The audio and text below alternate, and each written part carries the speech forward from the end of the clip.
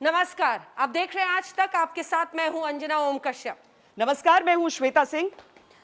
बिहार में चुनाव चल रहे हैं। अब बिहार में जिसको सबसे बड़े अपने चुनावी टेस्ट का सामना करना पड़ रहा है, पहली बार देश ही नहीं दुनिया की सबसे बड़ी पार्टी के अध्यक्ष बनकर, और ये भी बिहार की धरती में, राजनीति के जनक कहे जाने वाले चाणक्य की धरती पर सबसे बड़ा इम्तिहान। लेकिन इस इम्तिहान में हम ये जानने की कोशिश करेंगे कि जिस व्यक्ति से आप मिलने वाले हैं, तो उसके लिए ये चुनाव कितना आसान, कितना मुश्किल। देखिए, बात हो रही है जेपी नड्डा की, और जेपी नड्डा जो है, बहुत कम लोग जानते हैं कि वो उनका जन्म भी यहीं हुआ है। हम पटना में हैं इस समय, जन्म भी यहीं हुआ है, उनकी पढ़ाई लिखाई यहीं पर हुई है पटना में। हम उनके स्कूल में मौजूद है, लेकिन पटना शहर उनको लिए चलेंगे। हाँ। ये जरा जानने के लिए कि कितना याद है, कितना पटना शहर भूल गए। और इस समय सेंट जेवियर्स हाई स्कूल में पटना के मौजूद हैं हम। काफी प्रतिष्ठित स्कूल, यहाँ का बहुत बड़े बड़े नाम निकले हैं, लेकिन जो नाम जिसका जिक्र हम अभी कर रहे हैं, जेपी नड्डा जी, बहुत स्वागत है आपका। आपने अपनी छात्र राजनीति, नड्डा जी, यहीं से शुरू की है। आज राजनीति का सबसे बड़ा इम्तिहान आपको यहीं पर, वो टेस्ट यहीं पर देना है आपको। मैं हर चुनाव को टेस्ट मैच की तरह ही देखता हूँ। Test match? हाँ, और टेस्ट की तरह ही देखता हूँ। इसलिए इस चुनाव को भी मैं उसी तरीके से देख रहा हूँ। अध्यक्ष हूँ तब भी, और जब नहीं था संगठन मंत्री और जनरल सेक्रेटरी भी रहा, तब भी मैं हर चुनाव को एक चुनौती के रूप में और पूरे शिद्दत के साथ लड़ने की मेरी आदत है। तो इस चुनाव को भी मैं उसी तरीके से देखता हूँ, और हमारे साथी भी बहुत ताकत के साथ इस चुनाव को लड़ रहे हैं।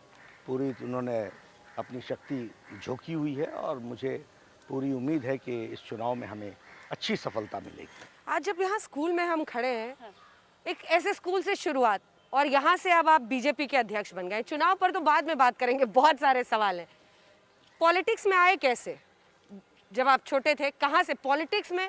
स्कूल पहुँचने के बाद लगता है कि उन दिनों कभी भी दिमाग में रहा होगा कि एक दिन नहीं, पार्टी अध्यक्ष? मैं एक पढ़ाई में मेरी रुचि थी और खेल में मेरी रुचि थी, इसलिए मैं विशेष करके इस तरीके से कोई राजनीति के बारे में कोई विचार नहीं रखता था।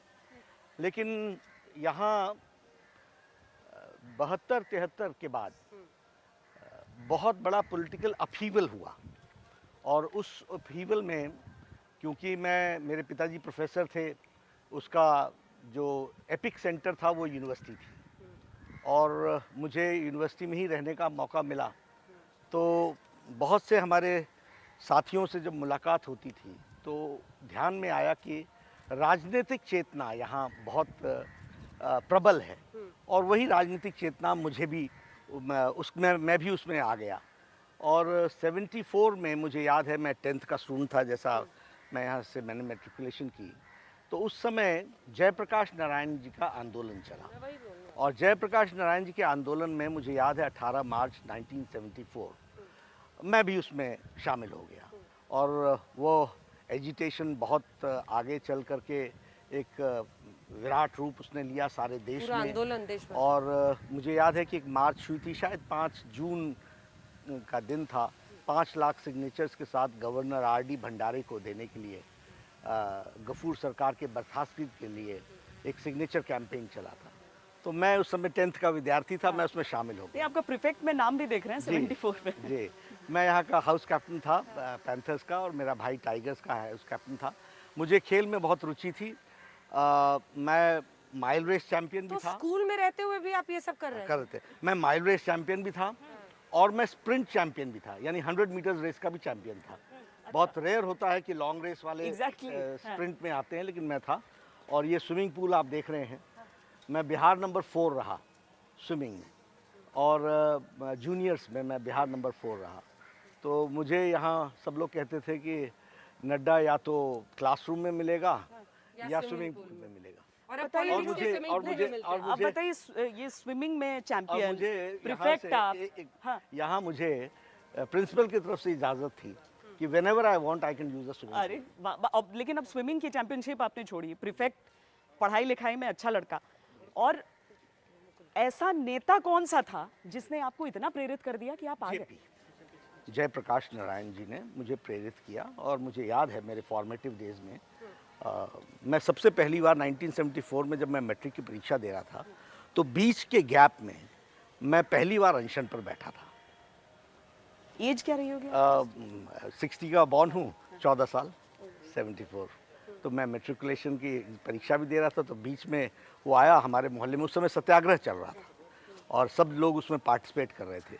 तो मैंने अपने पिताजी से पूछा कि मैं जा सकता हूँ? उन्होंने कहा जा सकते हो। तो मैं पहली बार 1974 में, and JP influenced me a lot at that point of time.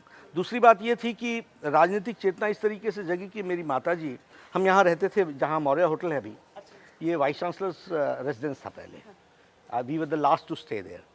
तो जितने भी राजनेता गांधी मैदान में आते थे तो मेरी माताजी मुझे उंगली पकड़ करके, मैंने देवराज अरस को देखा है, मैंने निजलिंग गप्पा को देखा है, मैंने कामराज जी को देखा है, और इनके सबके ट्रांसलेशन होती थी भाषण की। देवराज अरस की भाषण की ट्रांसलेशन होता था। ये सब कांग्रेस के उस समय बड़े दिग्गज, जगजीवन राम जी को देखा है।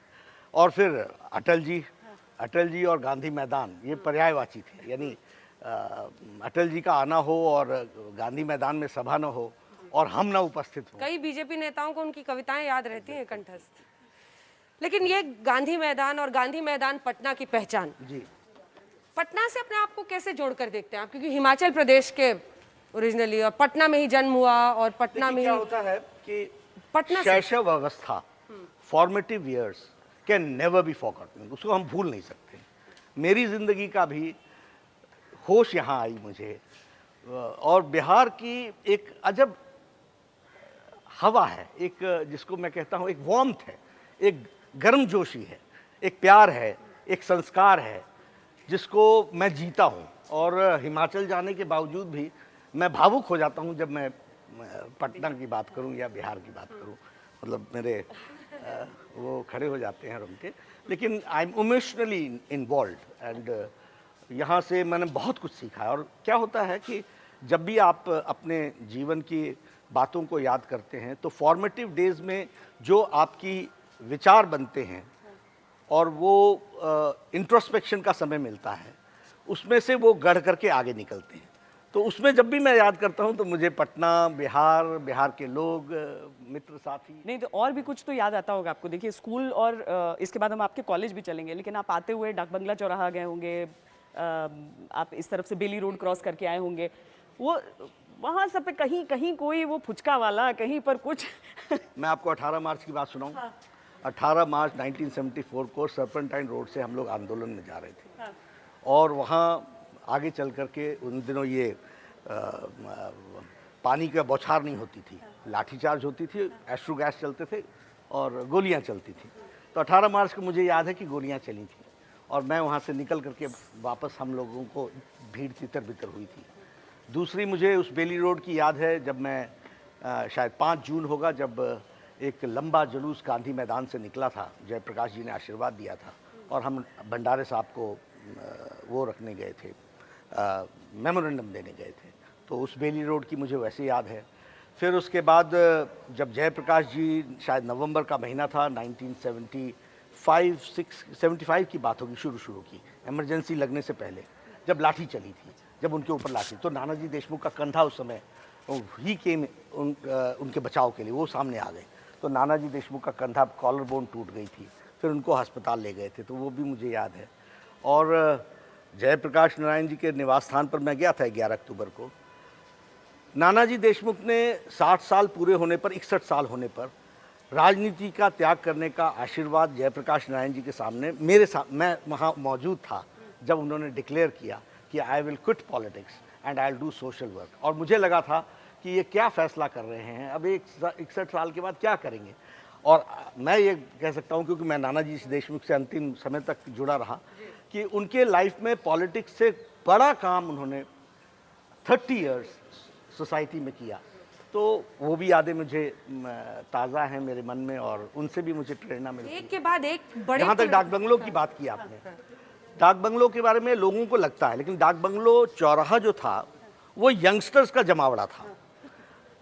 चाय पीना, पान खाना, गपशप मारना, और एजिटेशन कैसे चल रहा है। वहाँ तारिक अनवर आते थे जो आज कांग्रेस में हैं, उस समय यूथ कांग्रेस के वो प्रेसिडेंट थे।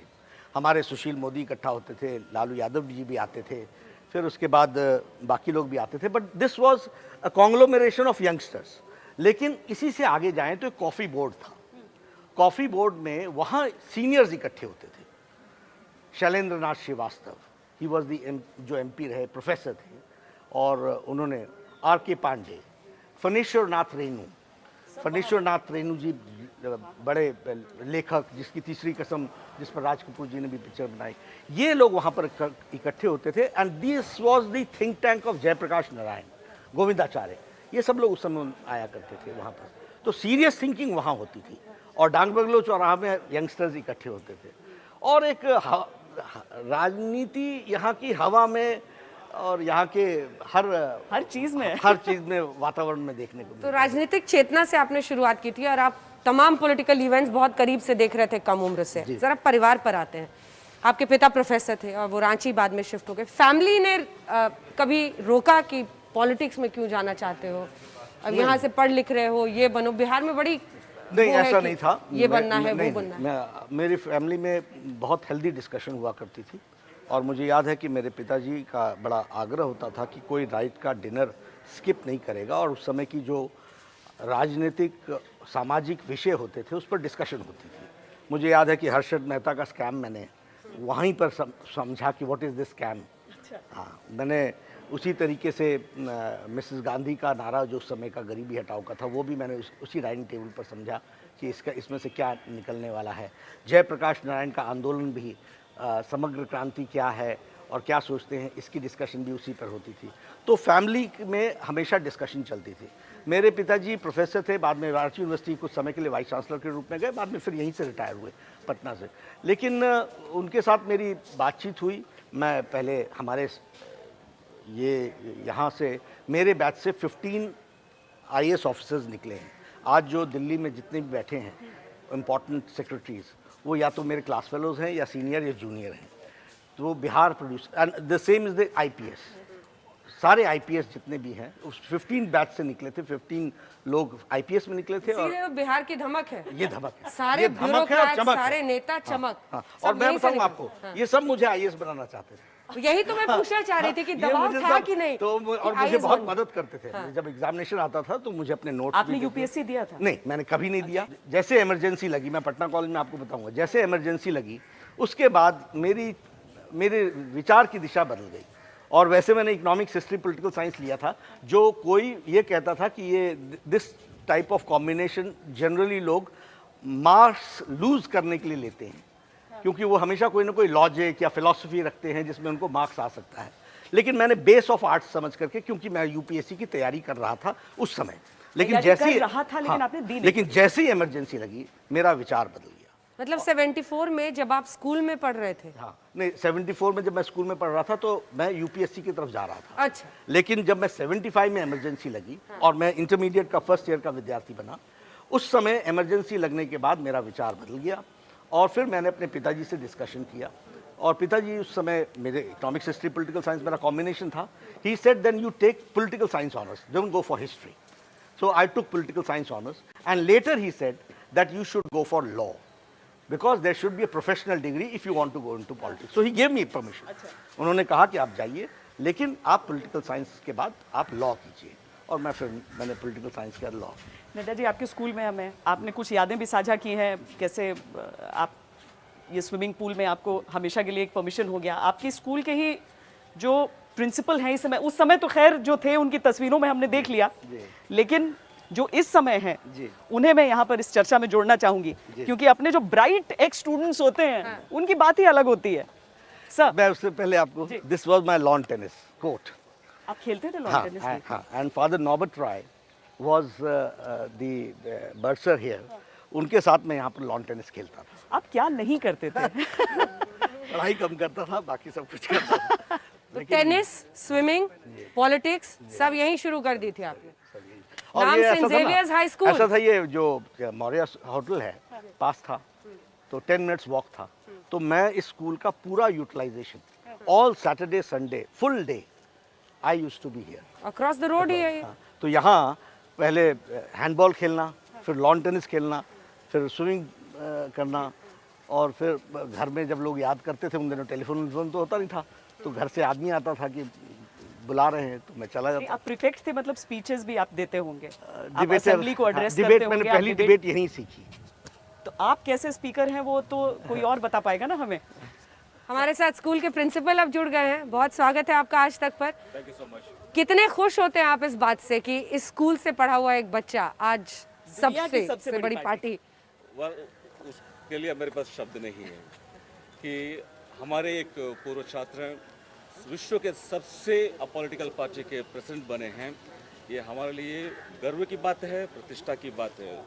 And we are very, very proud of you. One of our own alumnus becoming such an important person in the Indian democracy. ये हमारे लिए बहुत बहुत महत्वपूर्ण खुशी की बात है। So आज मैं बहुत खुश हूँ क्योंकि 2 साल पहले ये आए थे एक मिनिस्टर के रूप में, हेल्थ मिनिस्टर के रूप में आए थे। आज लेकिन बीजेपी पार्टी के प्रेसिडेंट के रूप में आए हैं, तो दोबारा उनसे मिलने का एक अच्छा सुनहरा मौका मिला है। Thank you, I'm Father. very, very happy today. यहाँ पर आपकी उस एज की बात तो हम समझ गए, लेकिन जहाँ से आपने छात्र राजनीति की शुरुआत वाकई की, मतलब अब समझ में आया कि ठीक है, यहाँ पर तो एक हो सकता है कि 14-15 साल का बच्चा जो कुछ सोच रहा था, लेकिन जो परिपक्व राजनीति, हम चलते हैं पटना कॉलेज सर आपके। पटना कॉलेज चलते हैं। जेपी नड्डा कैसे विद्यार्थी थे, क्या वो उनकी यादें थी, वो सब हमने आपको दिखाया है। अब हम पटना कॉलेज आ गए हैं। पटना कॉलेज का इतिहास ऐसा है जिसे आप अगर बखान करने की उसकी शुरुआत करें नड्डा जी, तो हम लिखते ही जाएं उस पर। हमने मास्क अभी इसलिए हटाया है कि ज़रा 2 गज की दूरी हमने बना ली है, थोड़ी अच्छे से बातचीत हो जाए। आप किस सब्जेक्ट में ऑनर्स था आपका यहाँ? पॉलिटिकल साइंस ऑनर्स में। अच्छा। वैसे मेरा इंटरमीडिएट में जो सब्जेक्ट था वो आर्ट्स का, सोशल साइंसेज का बेस था। जी। I had economics, history and political science. History department ये ऊपर है, अच्छा। फर्स्ट फ्लोर पे हिस्ट्री डिपार्टमेंट है, उधर इकोनॉमिक्स डिपार्टमेंट है, इसके उस तरफ बीच में ये लाइब्रेरी है, ये ऊपर वाली लाइब्रेरी है, और एडमिनिस्ट्रेटिव ब्लॉक पीछे है इसके, ये बीच में। तो मैं यहाँ हिस्ट्री की क्लासेस अटेंड करने आता था, और इकोनॉमिक्स की क्लासेस अटेंड करने आता था। पॉलिटिकल साइंस पढ़ने के लिए मैं उधर जाया करता था, वो डिपार्टमेंट पॉलिटिकल साइंस का था, और इंग्लिश कंपलसरी था, तो इंग्लिश पढ़ने आता था। मुझे याद है कि मैं जब ऑनर्स मैंने पॉलिटिकल साइंस लिया तो हिस्ट्री मेरा पास कोर्स था, तो पास कोर्स के भी क्लासेस लेने के लिए मैं यहीं आया करता था। लेकिन अभी जब हम लोग आ रहे थे तो जी। अशोक राजपथ क्रॉस करके आए हैं। जी। दिल्ली में वो राजपथ है, जी। और आप जिस पथ पर हैं, जी। आपने ये सोचा था कि मैं यहाँ पे जब पढ़ रहे हूँ, आपने वो संघर्ष ज़रूर करना चाहा, वो राजनीति, वो सोच, वो जेपी आंदोलन, लेकिन आपने सोचा था दुनिया की सबसे बड़ी पार्टी और उसका अध्यक्ष में एक दिन? नहीं, मैंने नहीं सोचा था, और मेरे जीवन का तरीका भी इस तरीके से रहा है कि मैंने कभी भी कोई अपने लिए कार्व आउट नहीं किया है। जी। जो भी जिम्मेवारी मिलती रही वो मैं लेता रहा, और मैं उसको अच्छे से निभाने की कोशिश करता रहा। इसलिए मैंने कभी नहीं सोचा था, और मैं आज भी कल के बारे में नहीं सोचता हूँ। मैं आज के बारे में अभी कैसे मैं बेस्ट परफॉर्म कर सकता हूँ, इसकी ही चिंता करता हूँ। उस समय का पटना कॉलेज और आज का पटना कॉलेज, उस समय की शिक्षा, आज की शिक्षा व्यवस्था, यहाँ पर फ़र्क पाते हैं? देखिए, सच्चाई ये है कि मैंने आपको बताया कि मेरे 15 बैचमेट्स IAS निकले, 15 IPS निकले, और उस समय जयप्रकाश नारायण आंदोलन भी टॉप पर था, जी। चरम शिखर पर था, पूरे ताकत के साथ आंदोलन था। यानी जब पॉलिटिकल अपहीवल भी था, तब भी यहाँ पर एकेडमिक्स के लिए जोर कितना था, इसका आप समझ सकते हैं, अंदाज़ा लगा सकते हैं। लालू जी के आने के बाद शिक्षा में बहुत बड़ी गिरावट आई, और सिस्टम्स टूट गए, व्यवस्थाएं टूट गईं, प्रोफेसर्स की नियुक्तियां बंद हो गईं, प्रोफेसर्स की नियुक्तियां भाई भतीजेवाद को लेकर के एडहॉक रखना शुरू कर दिया। तो अब एक समय अगर आप उठाएं WHO इंडो अमेरिकन रिलेशनशिप का, उसमें हु इज़ हु एक पुस्तक है, उसमें 20 से 25 बायोडाटा आपको पटना यूनिवर्सिटी के प्रोफेसर्स के मिलेंगे, the best professors we had. तो ये क्या हुआ, कहाँ हुआ? क्योंकि आज पॉलिटिकल लेवल पर जयप्रकाश नारायण आंदोलन के बाद जब लालू जी का राज आया, तो शब्द अच्छा नहीं है, लेकिन चरवाहा विश्वविद्यालय यानी सारा बिहार चरागाह बन गया, और चरागाह बनते बनते चारा घोटाला तक पहुंच गया। अच्छा, लोग कहेंगे कि उस वर्ग की शिक्षा के लिए उन्होंने बनाया। हाँ, ठीक है, लेकिन हुआ क्या कि जो एस्टैब्लिश चीजें थी उनको आपने कोलैप्स करा दिया। शिक्षा के जो सिस्टम्स थे, मैं कह रहा हूँ ना कि 20 से 25 प्रोफेसर्स जी। बेस्ट बायोडाटा वाले यहीं से चुने जाते थे। इतना यहाँ के स्टूडेंट्स जो पढ़कर निकलते थे वो एक्सट्रीमली बहुत अच्छा करते थे। लेकिन ये सारा सिस्टम को, क्योंकि एजुकेशन पर इम्पोर्टेंस समाप्त हो गई, क्योंकि लालू जी के कार्यशैली में कहीं भी शिक्षा को महत्व देना था नहीं, तो उन्होंने इसको पॉलिटिसाइज कर दिया। पॉलिटिसाइज करने के बाद क्वालिटी घट गई। जी। हमारे पिताजी प्रोफेसर थे, तो उन्होंने कभी भी स्टूडेंट डिसिप्लिन के मामले में कॉम्प्रोमाइज़ नहीं किया, लोग जानते थे। पर वो दौर भी आया नड्डा जी, जो खासकर मैं अपने समय से अगर उसे रिलेट करूं, जब ज्यादातर बच्चे और जो वेल ऑफ घरों से थे वो सब चाहते थे कि दिल्ली जाकर पढ़ें। वो इसलिए क्योंकि यहाँ की सिस्टम कोलैप्स हो गया। लेकिन अगर आप 80s तक की बात करेंगे तो दिल्ली जाना कम था। हाँ। दिल्ली जाते थे पोस्ट ग्रेजुएशन के लिए, दिल्ली जाते थे यूपीएससी की तैयारी के अब लिए। +2 से कोशिश होती है। हाँ, +2 से सीधे। पर आप लोग कुछ कर पाए उस पर अपने सालों में? हाँ, बिल्कुल। जो एजुकेशन में 1000 crore rupees have been spent in last 3 years reestablishing system को फिर से वापस लाने के लिए। लेकिन एजुकेशन एक ऐसी चीज है और हेल्थ एक ऐसी चीज है, बनने में 10 साल लगते हैं और बिगड़ने में 5-7 साल लगते हैं। तो ये जो लालू जी का टेन्योर था, हाँ। उसमें एजुकेशन की बहुत नेग्लिजेंस हुई, और नेग्लिजेंस के उपेक्षा तो हुई इसको एक जिसको कहा जा सकता है कि एक हीन दृष्टि से देखा गया, इसको प्रायोरिटी नहीं दी। क्या है, कैसे चलेगा? प्रोफेसर्स की सैलरीज बंद हो गई, पेंशन्स बंद हो गई, and there was no priority. And you can understand कि जब टीचर को आप उसकी सैलरीज नहीं मिलती हैं और रिक्रूटमेंट नहीं होता है तो शिक्षा कहाँ जारी होगी और विद्यार्थियों का क्या हो रहा होगा। मुझे दुख होता है कहते हुए, क्योंकि सच प्रेस्टीजियस। पलायन पर पूरा कंट्रोल कर पाएंगे आप? हाँ, शिक्षा करेंगे, पे? बिल्कुल करेंगे। क्योंकि मैं अलग अलग कॉलेजेस में गई हूँ, सारे बच्चे कह रहे हैं कि किसी तरीके से देखिए, हम यहीं पढ़ पाए, यहीं रोजगार जिस मिल पाए। दिन इंटेंशन, जिस दिन यहाँ पर आप चीज़ों को क्रिएट करने के लिए इंफ्रास्ट्रक्चर प्रोवाइड करेंगे तो यहाँ के बच्चे यहीं पर रहेंगे। कोई बाहर नहीं जाना चाहता, कोई मेस की का भोजन करना किसी को भी पसंद किसी को भी पसंद नहीं, सब चाहते हैं घर में रहना चाहते हैं। हम कॉरिडोर की तरफ चलते हैं। और मुझे श्वेता जी यहीं रहने का मौका मिला। जी। इन कॉरिडोर्स में आपने राजनीति का जोड़ घटाव सीखा होगा। जी जी जी। इस समय ये शाइनिंग अवस्था में थे, इनकी वॉल चमकते हुए थे। और हमारा ये एक ऐसा कॉलेज था जिसमें student used to go from department to department. It was not that there was one class and people used to join there. जैसे हमारा इंग्लिश डिपार्टमेंट उधर था, अच्छा। उसके पीछे पॉलिटिकल साइंस डिपार्टमेंट था, तो मैं पॉलिटिकल साइंस पहले इंग्लिश की क्लास लेता था, फिर पॉलिटिकल साइंस की क्लास होती थी, फिर पास कोर्स के लिए हिस्ट्री की क्लास के लिए हिस्ट्री डिपार्टमेंट आता था। तो इस कॉरिडोर का इस्तेमाल और ये खूबसूरत कंस्ट्रक्शन पुराने जमाने का कि देखकर के आर्किटेक्ट है। अच्छा, ये डच आर्किटेक्ट है। अधिकतर तो बिहार में हमें गॉथिक वगैरह मिल जाते हैं।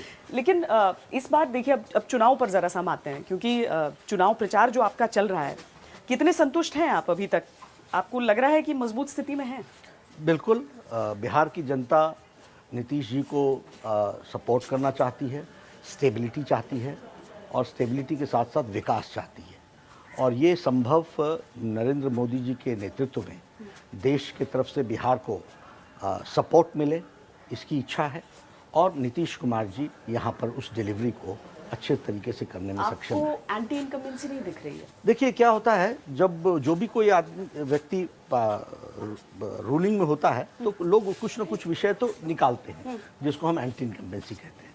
लेकिन मुझे इस प्रकार का कोई एंटी इनकम्बेंसी नहीं दिखती है। मुझे ये ज़रूर दिखता है कि आशाएं हैं वह भी नीतीश कुमार से ही हैं, और आशाओं के अनुरूप उतरने में कुछ उनको कमी दिखती होगी तो वो भी नीतीश कुमार से ही है, किसी और से नहीं। पर एक ओपिनियन पोल जो हमने CSDS का दिखाया, उसमें दिखाया गया कि कैसे पहले जो 80% जनता उनके कामकाज से संतुष्ट थी, आज 52% पर रह गई है। होता है ये, मैं आपके सर्वे को वो नहीं कह रहा हूँ, लेकिन इसके बावजूद भी सबसे ज़्यादा विश्वसनीय नेता बिहार में नीतीश कुमार हैं। पर नीतीश कुमार बीजेपी के भरोसे हैं या बीजेपी को उम्मीद है कि नीतीश कुमार से? देखिए, हम सब लोग एक दूसरे के पूरक होते हैं। जहाँ तक मोदी जी का सवाल है, दुनिया में और देश में विश्वसनीयता उनकी कायम है और लोग उनको विश्वसनीय नेता के रूप में देखते हैं, फॉलो करते हैं, उनको मानते हैं। उसी तरीके से नीतीश कुमार जी भी बिहार में एक ऐसा चेहरा है जो विश्वसनीयता की दृष्टि से, डिलीवरी की दृष्टि से, उनका इतिहास इस बात को बताता है कि उन्होंने डिलीवर किया है। तो दोनों ही पूरक हैं, यानी एनडीए में भारतीय जनता पार्टी भी पूरक है और उसी तरीके से नेतृत्व के मामले में बिहार की धरती पर नीतीश कुमार भी पूरक है। पर निशाने पे सबके वही हैं अभी, वो तो होता ही है। खासकर जो तेजस्वी यादव जिस तरीके से उन पर प्रहार कर रहे हैं जी। नीतीश कुमार पर, और उतनी जनता उनको सुनने के लिए आ भी रही है तेजस्वी को। वो ठीक है, ये इसमें कोई दो राय नहीं है, लेकिन जनता बिहार की जानती है कि तेजस्वी और उनकी पार्टी का बैकग्राउंड क्या है, उनकी पार्टी का डीएनए क्या है। उनकी पार्टी का डीएनए अराजकता का है, प्रूवन। और सबसे बड़ी बात मैं आपको बताता हूं, मैं पॉलिटिक्स को बहुत, आई एम ए कीन ऑब्जर्वर। पॉलिटिक्स में जब तक आप अपनी गलतियों का रियलाइजेशन नहीं करते हैं तब तक आप आगे नहीं बढ़ते। दुख के साथ कहना पड़ता है कि आरजेडी आज भी अपनी गलतियों को स्ट्रॉन्ग पॉइंट मानती है और उन पर कहीं रियलाइजेशन नाम की चीज नहीं है। पर तेजस्वी ने वो इसलिए- तस्वीरें हटा ली हैं। वो इसलिए कि उनको समझ में आ गया है कि लोग लालू जी के द्वारा जो काम हुए हैं और उसी का रेप्लिका होंगे ये। इसमें आप कोई दो राय नहीं मत रखिए। मैं आपको बताना चाहता हूँ, अभी वो विपक्ष के नेता रहे, 2019 में उनकी हाजिरी देख लीजिए विधानसभा में, बजट के सेशन में देख लीजिए, बाढ़ के समय में देख लीजिए, कोरोना के समय में देख लीजिए, कहाँ मिले वो, किसको मिले? अब वो उल्टा पूछ रहे हैं कि नीतीश कुमार नहीं निकले हैं। Was always here. सारा एडमिनिस्ट्रेशन लगा हुआ था, सारे एडमिनिस्ट्रेशन ने अच्छा काम किया है और जो एडमिनिस्ट्रेशन ने काम किया है उसी के कारण इन सारी चीजों का कंट्रोल हुआ है। प्रधानमंत्री ने कहा कि डबल इंजन की सरकार को अभी कुछ ही समय हुआ है यहाँ पर काम करते हुए। लोग विश्वास करेंगे, लोग इस चीज को एक्सेप्ट कर रहे हैं। देखिए ना, मैं आपको बताता हूँ, मैं स्वास्थ्य मंत्री था। हाँ। मैंने ये 2014 में मैं बन गया था स्वास्थ्य मंत्री, 2015 में ये आए। तेज प्रताप के पास हेल्थ डिपार्टमेंट था, वो घोड़े से उतरा ही नहीं नीचे, कभी यूनियन हेल्थ मिनिस्टर का जवाब ही नहीं दिया, कोई काम नहीं हुआ। और उनके जाने के बाद मैंने 11 मेडिकल कॉलेजेस दिए, प्रधानमंत्री जी ने 11 मेडिकल कॉलेजेस बिहार को दिया, 8 जगहों पर सुपर स्पेशलिटी ब्लॉक दिया। मैं तो हेल्थ की बात कर रहा हूँ। एक all India institute of medical sciences दिया, और जो मेडिकल साइंसेज अटल जी देकर के गए थे वो नॉन फंक्शनल था, उसको फंक्शनल हमने बनाया। आज सारा कोविड का hospital, dedicated hospital AIIMS Patna ही है ना। तो ये सारे काम 3 साल के अंदर ही हुए। अच्छा नड्डा जी, एक और मैं इसलिए कह रहा हूँ हाँ। क्योंकि जो इंफ्रास्ट्रक्चर की दृष्टि से जो पैसा मिला वो मोदी जी के आने के बाद और यहाँ नीतीश कुमार ने जब संभाला तब मिला। मतलब नीतीश कुमार जी जब हमारे साथ आए तो इसीलिए उसके पहले हाँ। वो जो उनकी सरकारें थी, जो पहली सरकारें थी यूपीए की रैंक की, उन्होंने कोई कंट्रीब्यूट नहीं किया। और जब हम यहाँ कंट्रीब्यूट कर रहे थे, आखिर आप देखिए एक आदमी चीफ मिनिस्टर बन गया, क्यों छोड़ा उन्होंने, क्यों उनका साथ छोड़ा? क्योंकि डीएनए में परिवर्तन नहीं था। ये डीएनए शब्द से पिछले चुनाव में आप लोगों को बड़ा नुकसान हो गया। नहीं, मैं पार्टी के बारे में बात कर रहा हूँ, व्यक्ति के बारे में नहीं कह रहा हूँ, लेकिन पार्टी का भी तो अपना अराजकता। हाँ। और देखिए हाथ किससे मिलाया, माले के साथ। एस्टैब्लिश्ड एंटी नेशनल एक्टिविटीज है, एस्टैब्लिश्ड। कांग्रेस पार्टी, आजकल कांग्रेस पार्टी किसके बारे में बोल रही है? मैं जब बोलता हूं तो मैं किसके बारे में बात करता हूं? मैं उनकी एक्टिविटीज के बारे में बात करता हूं, मैं व्यक्तियों के बारे में बातचीत नहीं करता हूं। क्या सच्चाई नहीं है कि उन्होंने जब धारा 370 समाप्त हुआ हाँ। तो उस समय उन्होंने जो दलील दी राहुल गांधी ने, वो पाकिस्तानी यूज किया यूएनओ में। उसी के बाद शशि थरूर साहब अभी पाकिस्तान की तारीफ करते, भारत को की निंदा करते हैं। और चिदम्बरम जो भारत के गृह मंत्री हैं, वो कहते हैं धारा 370 हम वापस लेंगे। ये जो स्टेटमेंट्स हैं, ये अपने आप में इनकी एक्टिविटीज, इनकी सोच, इनकी पार्टी की सोच के बारे में बताता है। एक स्थानीय मुद्दा उठा रहे हैं, और उठा रहे हैं मुद्दा रोजगार का। तेजस्वी यादव ने जब 10 लाख जॉब्स की बात की तो उस टाइम भारतीय जनता पार्टी की तरफ से भी कहा गया कि अरे ये कहाँ से संभव है इसके पैसे का। नीतीश कुमार की तरफ से भी इसी तरह की बातें आई कि पैसे ही नहीं है, ऐसा कहाँ संभव है। लेकिन आप लोगों ने कह दिया हम 19 लाख जॉब देंगे। देखिए फर्क समझिए। हाँ। मैं इसीलिए कहता हूँ कि नेताओं को जानकारियां हासिल होनी चाहिए और नेताओं को फर्क समझना चाहिए और नेताओं को बोलते समय उसको ध्यान में रखना चाहिए। उन्होंने क्या कहा कि हम 10 लाख नौकरी देंगे, सरकारी नौकरी देंगे। हाँ। मुझे एक कैबिनेट का नोट आजाद भारत में दिखा दो, किसी भी सरकार का, जो कैबिनेट का नोट नौकरी देने के बारे में कहता हूं। कैबिनेट नोट जब भी बनता है, उन्होंने कहा कैबिनेट में लाऊंगा, कैबिनेट में लाऊंगा। इसी तरीके से सब लोगों ने नारे दिए थे कि किसानों का कर्जा माफ करेंगे। जब किसानों का कर्जा माफ करने के लिए आया और जो नोट बनकर के आया वो आपको अच्छी तरीके से मालूम है। देखिए, हमेशा कैबिनेट नोट या कैबिनेट का डिसीजन क्या होता है, हम एक all India institute of medical sciences खोलेंगे, 1200 करोड़ रुपए की लागत से खुलेगा, which will lead to 2000 direct employment, which will lead to 3000 indirect employment, which will lead to ad hoc appointments. अच्छा, देखिए डिफरेंस समझिए। उन्होंने कहा हम सरकारी नौकरी देंगे, दे ही नहीं सकते, रेशियो होता है, सरकार में तय होता है पॉपुलेशन का। पर दोनों में से किसके शासन में युवाओं को रोजगार मिलेगा? हमारे शासन में मिलेगा, उसका भी मैं बताता हूँ। रोजगार के बारे में मैं आपसे डिटेल में श्वेता जी बताना चाहता हूँ। यह इकोनॉमी का होलिस्टिक अप्रोच होता है। ऐसे 10 कॉलेजेस बनेंगे तो रोजगार मिलेगा, ऐसे 10 फैक्ट्रीज आएंगी तो रोजगार मिलेगा, ऐसे यहां पर इकोनॉमिक एक्टिविटी बढ़ेगी तो रोजगार मिलेगा, शॉपिंग मॉल्स खुलेंगे तो रोजगार निकलेगा। ये सब तब होगा जब लॉ एंड ऑर्डर अच्छा होगा, ये सब तब होगा जब इंफ्रास्ट्रक्चर की दृष्टि से वेलकमिंग अप्रोच होगा, ये सब तब होगा जब आप इकोनॉमिक एक्टिविटी को बढ़ावा देने के लिए आप एक्टिवेट होंगे। लेकिन आपका जो कैरेक्टर रहा है, यानी आरजेडी का जो कैरेक्टर रहा है, उन्होंने तो सबको यहां से पलायन करा दिया। उन्होंने आप वो ये क्यों नहीं बोलते हैं? यही तो लालू जी अपनी यूएसपी मानते थे, यहां से हमने सब लोगों को भेज दिया है। आप एक शब्द पर क्यों नहीं बोल रहे हैं? विदाउट रियलाइजेशन आगे की बात करना। हमारे पास गारंटी क्या है कि जो मैं बोल रहा हूं वो सच है? आपके पास गारंटी यही होगा कि जो मैंने कहा है वो सच होना चाहिए, जो पहले कहा है वो सच होना चाहिए, तभी हम आगे सच बोलेंगे। इसलिए यह अब शब्द तो वो इस्तेमाल करते हैं, लेकिन सही मायने में सारी जिंदगी जुमला वाला काम तो आपने किया। रोजगार हम देने की बात करते हैं तो हम कहते हैं 19 लाख लोगों को रोजगार के अवसर प्रदान करेंगे। और ये याद रखिए, गवर्नेंस में हमेशा गवर्नमेंट अवसर प्रदान करती है, माहौल पैदा करती है। अब ये जो फॉरेन डायरेक्ट इन्वेस्टमेंट आ रहा है, कैसे आ रहा है? मोदी जी की शख्सियत पर आ रहा है ना। यहाँ फैक्ट्रीज खुलेंगी? हाँ बिल्कुल खुलेंगी।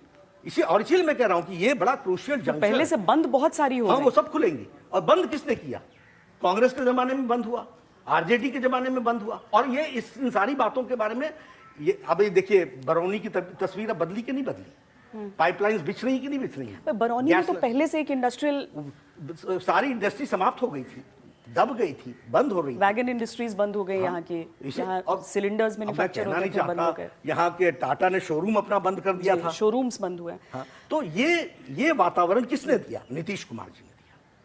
और भारत के प्रधानमंत्री जब आए तो उन्होंने देश में एक माहौल बनाया जिसके कारण हुआ है। बिहार को स्टेबिलिटी चाहिए और बिहार को विश्वसनीय नेता चाहिए, और ये संभव नीतीश जी के ही राज में संभव है। नड्डा जी, आप गंगा घाट पर जाएं। विश्वसनीयता की बात बताई तो मैंने बताया ना, तेजस्वी लास्ट ईयर बजट सेशन सारा गुजर गया, he did not participate, absence है। तो ऐसे लोगों की विश्वसनीयता क्या रहेगी?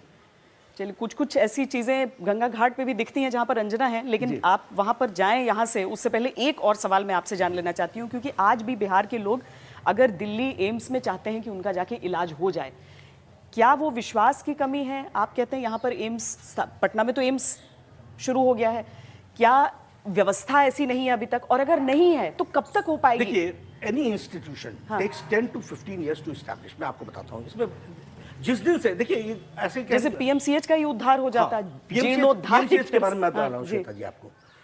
अब मैं फिर भी कहूंगा, इट टेक्स मिनिमम 5 years।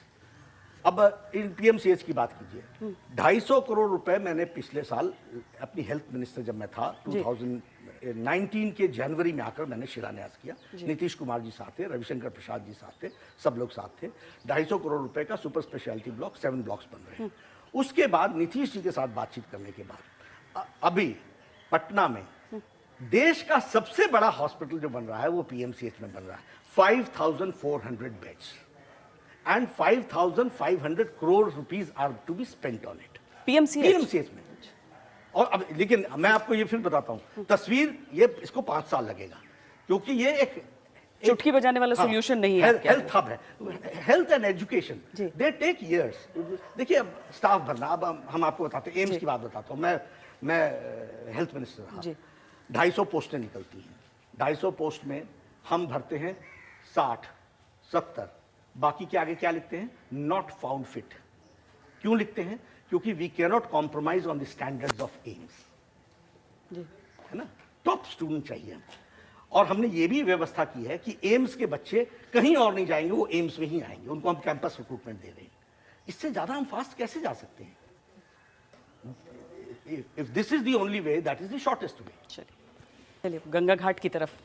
तो बीजेपी अध्यक्ष जेपी नड्डा साहब से विकास की बातें कॉलेज में हुई और अब गंगा की इन खूबसूरत लहरों के बीच राजनीति के उथल पुथल की बातें आपसे करेंगे। ये समझने की कोशिश करेंगे कि पॉलिटिक्स में, और जिस तरह से बिहार की हवा में ही कहते हैं नड्डा जी कि पॉलिटिक्स है, और आपने तो बहुत कम उम्र से इस हवा को समझा है, जाना है जी। इस बार एनडीए 2 हिस्सों में बंटकर चुनावी मैदान में उतरा है। इसको किस तरह से देखते हैं आप? क्या उसका फायदा नुकसान क्या है, अर्थ? देखिए, मैं इसमें कोई बहुत परिवर्तन नहीं देखता हूं, क्योंकि एनडीए वो है जहां मोदी जी हैं, जहां बीजेपी है, और हमारे यहाँ बीजेपी और नीतीश कुमार जी, हम पार्टी, और साथ में वीआईपी पार्टी, यही एनडीए है। और इसमें सभी के पास वोट ट्रांसफ़र करने की कैपेसिटी है। इसलिए मुझे ये लगता है कि जो डिवीज़न की बात कहते हैं या जो नीचे डिवाइड हुआ है, इसका असर नहीं पड़ेगा। चिराग पासवान से इस बार नड्डा जी बात क्यों नहीं बन पाई? कहाँ मामला अटका? देखिए, राजनीति में हर एक पार्टी की आकांक्षाएं होती हैं, उनके अपने टारगेट्स होते हैं, अपने एम्बिशंस होते हैं। जब एम्बिशन मैच नहीं कर पाते हैं तो इस तरह की घटनाएं घट जाती सीटें हैं। ज्यादा मांग रहे थे। निश्चित रूप से उनकी आकांक्षाएं ज़्यादा थीं, और बीजेपी के लिए वो एडजस्ट करना मुश्किल था, और हम चाहते थे कि वो साथ रहें, लेकिन नहीं हुआ। लेकिन गंगा की लहरों के किनारे और जो हवाओं के हिचकोले हैं, उसमें कह रहे हैं कि आप लोगों का एक गुप्त समझौता हो गया है। बिल्कुल। आप उनके खिलाफ नहीं बोल रहे हैं, वो आपके बिल्कुल खिलाफ नहीं, नहीं। बिल्कुल नहीं। हम पॉलिटिक्स में हम उसको बोलते हैं जिनके साथ हमारी लड़ाई है।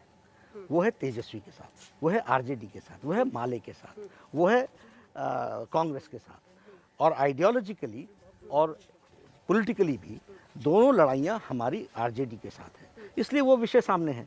लेकिन भारतीय जनता पार्टी समझौता ईमानदारी से करती है, और भारतीय जनता पार्टी के ईमानदारी के साथ समझौता भी करती है, और वोट को ट्रांसफ़र करने की लेटर ऑफ स्पिरिट में कैपेसिटी रखती है।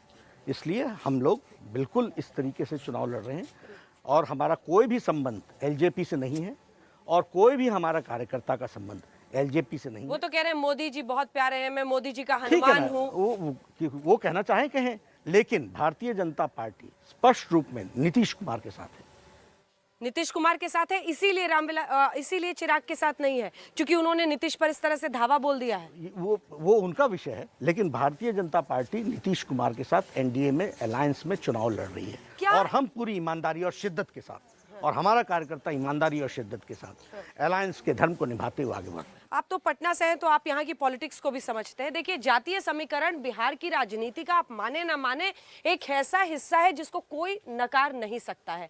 क्या जातीय समीकरण की ही वजह से एलजेपी की भरपाई आपको लगा इस बार जीतन राम मांझी और वीआईपी के मुकेश साहनी कर देंगे? आपने उनको जोड़ लिया? नहीं, हमारा प्रिंसिपल है सबका साथ, सबका विकास, सबका विश्वास। तो हम तो चाहते हैं सबका साथ मिले, लेकिन इसको इक्वेट करना है इसलिए ऐसा कर रहे हैं, ऐसा नहीं। हमारे मुकेश साहनी को लाने का भी विषय, और मांझी साहब को भी लाने का विषय, समाज के सभी लोगों को लाने का विषय हमारा पहले से था, उसको हमने पूरा किया। वो हमारे समझौते के पार्ट एंड पार्सल बन गए, और हमारा समझौता बन करके आगे हम बढ़े।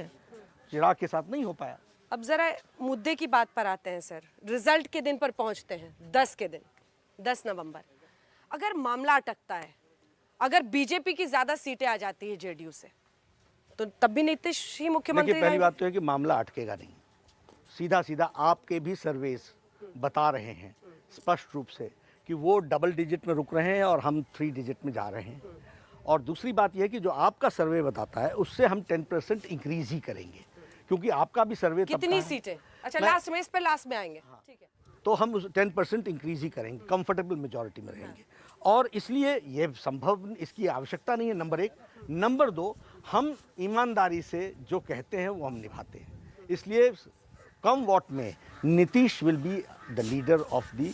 अगर ये गंगा के किनारे इस तरफ चलते हैं जरा, मुझे ये बताइए कि अगर 30-40 सीटों का फासला हो जाता है, अगर बीजेपी और जेडीयू में 30-40 सीटों का ऐसा फासला होगा नहीं, लेकिन मैंने फिर कहा अंजना जी, जो हमने कहा है उससे हम बदलेंगे नहीं। नीतीश कुमार जी हमारे लीडर रहेंगे और भारतीय जनता पार्टी उनके साथ खड़ी रहेगी। चलिए ठीक है, एलजेपी का साथ अगर लेने की नौबत आती है तो? ही नहीं है, जरूरत ही नहीं पड़ती है। और दूसरी बात, हम नीतीश कुमार के साथ रहेंगे। हाँ। हम नीतीश मान कुमार, लीजिए नीतीश जी अगर तैयार हो जाए, ये ऐसे हाइपोथेटिकल बातचीत हम नहीं करते ना, क्योंकि हम चुनाव में बड़े स्पष्ट शब्दों में उनके साथ चुनाव लड़ रहे हैं और एलजेपी से हमारा कोई रिश्ता नहीं है। और हम एनडीए में हम party, VIP party, BJP, JDU, ये चार पार्टियां एक साथ चुनाव लड़ रही लेकिन हैं। और हम जो ये हनुमान और ये सब कह रहे हैं, आपको लग रहा है कि वो बीजेपी से प्रॉक्सिमिटी का फायदा लेने की कोशिश कर रहे हैं? वो कुछ भी करें, Bharatiya Janata party cadre based organisation है। भारतीय जनता पार्टी के सिंपैथाइजर, सपोर्टर सब कोई कैडर को जानते हैं, इसलिए इस तरह की एक्टिविटीज से कोई फर्क बीजेपी को नहीं पड़ता है, न ही एनडीए को पड़ता है। लेकिन इस बार एक और बात है जो हम लोग भी अलग अलग जगहों पर घूम रहे हैं और आपको भी फीडबैक मिल रहा होगा, तेजस्वी की रैलियों में लोग आ रहे हैं, काफ़ी लोग हैं, भीड़ पहुंच रही है। क्या इसी वजह से प्रधानमंत्री को आप लोगों ने इस अंदाज में उतारा है चुनावी मैदान में, और आपको लगता है उसी से हवा बदलेगी? नीतीश बाबू की जो लोकप्रियता है वो सवालों के घेरे में है? नहीं अंजना जी, आपने देखा होगा कोई भी चुनाव हुआ है स्टेट का, प्रधानमंत्री जी इसी तरीके से रैलीज करते हैं। और प्रधानमंत्री चुनाव में हमेशा पार्टी के कहने पर जहाँ भी कहा जाता है वो पूरी ताकत के साथ, पूरी शिद्दत के साथ लगते हैं। वही वो यहाँ कर रहे हैं। और इसमें भी कोई दो राय नहीं है कि दुनिया में और देश में उनकी विश्वसनीयता पार्टी अक्रॉस सबसे ज़्यादा है और उनकी बात को लोग सीरियसली सुनते भी हैं, फॉलो भी करते हैं।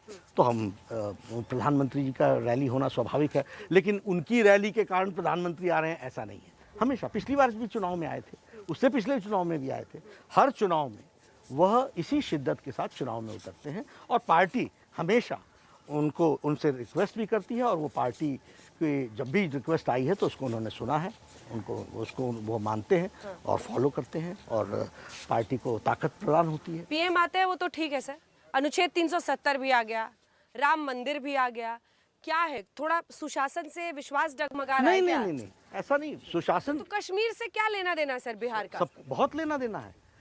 हम सब लोग बचपन से एक नारा लगाते रहे, एक देश में दो निशान, दो विधान, दो संविधान नहीं चलेंगे। ये कोर इशू रहा है बीजेपी का। और बीजेपी के आइडियोलॉजिकल कोर इशू के साथ साथ वैसे ही राम मंदिर का विषय, क्या है अयोध्या में लोग बिहार से नहीं पहुंचे थे क्या बाकी लोग स्थान से बिहार से नहीं लोग पहुंचे थे क्या? तो इसलिए ये हमारे कोर इश्यूज है। और इसके साथ साथ डेवलपमेंट भी हमारा इशू रहा है। हमारी कोई बात बगैर डेवलपमेंट के नहीं होती है। All India institute of medical sciences हमने दिया, 11 मेडिकल कॉलेजेस दिए, सुपर स्पेशलिटी ब्लॉक दिया, मैं हेल्थ की बात कर रहा हूँ, गैस के पाइपलाइंस दिए पेट्रोलियम मिनिस्ट्री में, बरौनी को फिर से रिवाइटलाइज किया गया। तो विकास के ये नेशनल हाईवेज, ये जो आप देख रही हैं ब्रिज, ये जब मैं छोटा होता था तो कांग्रेस के लोग ये सब्ज बाग दिखाते थे कि ऐसा ब्रिज बनेगा, ऐसा ब्रिज बनेगा, ऐसा ब्रिज बनेगा। आज नाउ आई एम रीचिंग 60, आज साकार होता हुआ देख रहा हूँ। तो ये कब हुआ है? ये तब हुआ। इसलिए विकास हमारा एजेंडा रहा है, हमारा कोर इशू रहा है।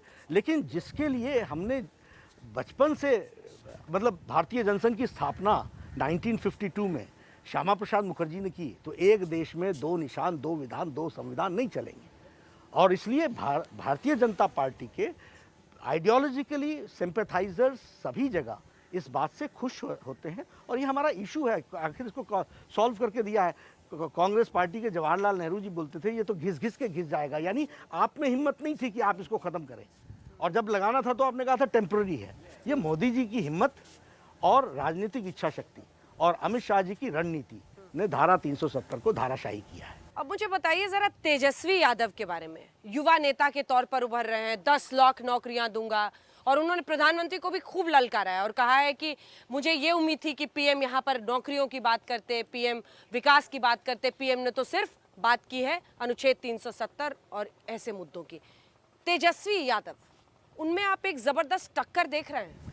देखिए, सबसे पहली बात जो आपने नौकरी की, मैंने श्वेता जी को भी समझाया था तेजस्वी जी को और इनके पिताजी को और इनकी पार्टी को ये अनएम्प्लॉयमेंट प्रॉब्लम की जानकारी नहीं है और ये शैलो अप्रोच लेकर के चलते हैं, पॉपुलिस्ट स्लोगन्स लेकर के चलते हैं, इसकी गहराई को नहीं पहचानते हैं। इन्होंने कहा कि हम 10 लाख सरकारी नौकरी देंगे, पहली कैबिनेट में कहा कि नहीं कहा, यही है इनका स्टेटमेंट। मुझे आज़ाद भारत में एक कैबिनेट का नोट दिखा दो जिसमें लिखा हो कि we are going to give so many services government sector में, एक कैबिनेट नोट दिखा दीजिए। यानी इनको एडमिनिस्ट्रेटिव एक्सपीरियंस की कमी के बारे में ये इट स्पीक्स वॉल्यूम्स। हमेशा नोट कैबिनेट का कैसे बनता है कि we will provide 1 all India institute of medical sciences with the input of with in which 1200 crores and 50 crores are sanctioned for that. Note के नीचे लिखा होता है this will provide 2000 direct employment, 1000 3000 indirect employment. This will provide 10,000 indirect employment in the vicinity of the All India Institute of Medical Sciences. तो कहने का मतलब मैं समझ गई आपकी बात कि उनके लिए ये अचानक से 10 लाख सरकारी नौकरी कहाँ आसमान से गिरेगा, वो समझे नहीं अनुभव की। अब हम लेकिन जो वो एक कनेक्ट बना रहे हैं लोगों के साथ, तो उस कनेक्ट को हम तोड़ना जानते हैं ना। जब हमारे यही तो प्रश्न है कि जो आदमी पिछले 1 साल से विधानसभा ही नहीं गया, बजट का सेशन निकल गया, वो आपको नौकरी देंगे, वो कैबिनेट की मीटिंग अटेंड करेंगे।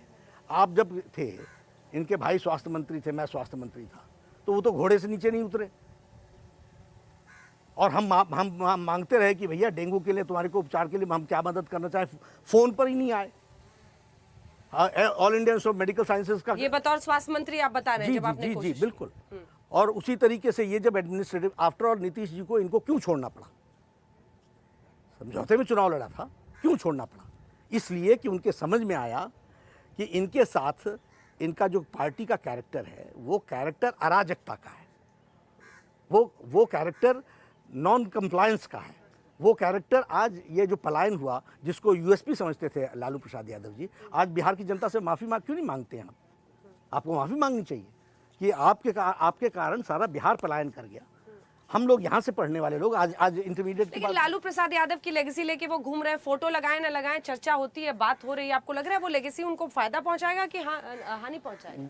मुझे देखिए, उनके पास जो वोट है वो दूसरे ढंग का वोट है, वो उसको आप जानते हैं, लेकिन जो उनके कारनामे हैं उससे बिहार की जनता बहुत बखूबी जानती है और जो कुछ लोग हैं उनको जानकारी देना हमारा काम है। 5 बजे शाम के बाद डाकबंगला चौराहा नहीं घूम सकते थे, टाटा का शोरूम यहाँ से चला गया, फैक्ट्रियाँ बंद हो गई, अच्छे लोग अपनी प्रॉपर्टी औने पौने दांव में बेच करके दिल्ली जा करके बस गए। कौन माफ़ करेगा, कौन छोड़ेगा?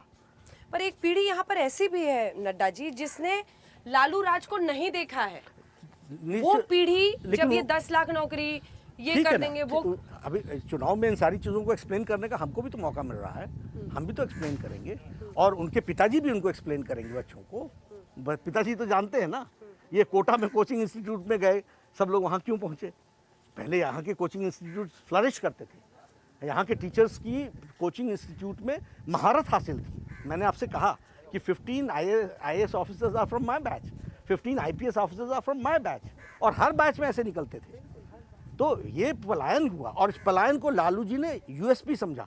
और मैं फिर बताता हूँ, देखिए किसी भी पार्टी को सबसे पहले उसके चेहरे पर और उसके कार्य में रियलाइजेशन होना चाहिए, हमको मालूम होना चाहिए कि मेरी कमी क्या है, तब हम सुधार करेंगे। जब आप रियलाइजेशन ही नहीं कर रहे हैं तो आप सुधार की ओर कहाँ जाएंगे? इसलिए ये हाथी के दांत दिखाने के और हैं, खाने के और हैं, और ये बात जनता को बताना हमारा काम है, हम करें। ठीक है, अब जरा कोरोना वैक्सीन पर आते हैं। कोरोना वैक्सीन पर विपक्ष का कहना है कि आप लोग पॉलिटिक्स कर रहे हैं, ये जिंदगी और मौत की बात है पूरे देश के लिए, हम फ्री कोरोना वैक्सीन देंगे अगर वैक्सीन आए तो। कुछ कह रहे हैं कि वैक्सीन आई नहीं, पहले से आप लोगों ने ऐलान कर दिया है। हेपेटाइटिस का भी मैंने स्वास्थ्य मंत्री रहते हुए फ्री मेडिसिन देने का तय किया है। नहीं, सारे देश में, सुनिए ना, उसी तरीके से HIV का टेस्ट एंड ट्रीट कंप्लीटली ये पूरा का पूरा फ्री हमने किया है। इसीलिए यहाँ पर भी वैक्सीन का विषय आया तो हमारे लोगों ने इस बात पर आगे बढ़ करके लोगों को धारस दिलाया है कि इसकी वैक्सीन हम मुफ्त देंगे। तो इसमें गलती क्या है? चुनावी वादा हो गया ना सर। तो उसमें क्या दिक्कत है? जो हमने करना है वो हमको बताने की छूट है कि नहीं है? तो वो अगर हम बताते हैं तो दिक्कत क्या आ रही है? What is the problem? मुझे इसमें समझ में नहीं आ रहा है। मतलब इंसानियत की सेवा करना बुरा है क्या? मैनिफेस्टो में लोग जन कल्याण की बातें नहीं लिखते क्या? जन कल्याण करते हैं तो उसके बारे में चर्चा नहीं करते क्या? तो अगर भारतीय जनता पार्टी ने अपने जन कल्याण नीतियों में इस बात को जोड़ा है तो तकलीफ कहाँ हुई है? तकलीफ ये हुई है कि शायद आप इन सब चीज़ों के बारे में गहन अध्ययन नहीं करते हैं, आपको समाज की चिंता नहीं होती है, इसलिए आप ऐसी बातें लेकर के नहीं आ पाते हैं।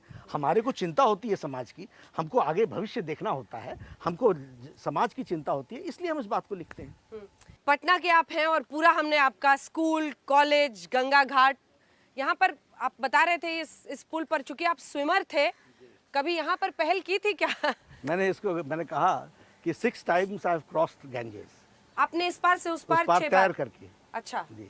लगभग कितना टाइम लग जाता होगा बताएं? 45 to 50 मिनट्स लगता था। अच्छा। पहली बार जब मैंने किया था तो मैं बहाव में बह गया था और वहाँ उस तरफ जा करके लगा था। अच्छा। हवा ये नदी का जो बहाव है, स्ट्रीम दिखता नहीं है बट करंट बहुत है, तो ये इस तरीके से बह गया था।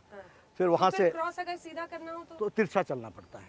यू हैव टू आप तिरछा स्विम करते जाएंगे तो आप क्रॉस कर जाएंगे इधर से सीधे। और उस पर तो हमारे 8 लड़कों का ग्रुप होता था, हर बारी एक ट्यूब ट्रक का रखते थे ताकि बीच में किसी को कोई प्रॉब्लम आ जाए तो उस ट्यूब का इस्तेमाल करे। वो एक लड़का उसको लेकर तैरता था, बाकी सब 8 का 8 ग्रुप तैरते थे इस पार 45 to 50 मिनट्स स्विमिंग।